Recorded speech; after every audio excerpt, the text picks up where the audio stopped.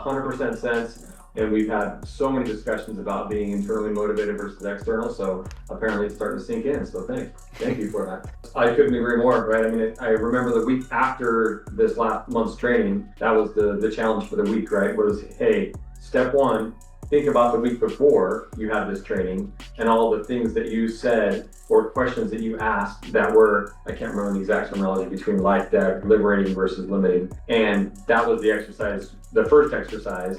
And then, okay, now going forward this next week, it's exactly what you just said, is to make a note of did you change, right? Did you tweak those questions? Did you tweak those statements? And we talked even about, you can even strategize on it and say, hey, I'm going to take these old questions that I used to ask, and I'm going to literally just start memorizing a different way to ask that question or a different way to make that statement that is liberating versus limiting, or that, provides life versus death, that type of thing. So I would say another way to look at that is, as we have been talking to our peer groups, there are so many folks with the attitude right now that the sky is falling, that they aren't getting any sales, right? So the biggest part of that is everybody in this room, right? So everybody in this room is not acting that way, not taking that mindset, is grabbing life by the horns, including our marketing team. And so Cole, West and D.R. Horton are operating as if it's a completely different market than everybody else, right? Everybody else is saying, crap, this sucks, I'm not selling any houses, we've only sold 2 in the last 9 months. And we're looking around going,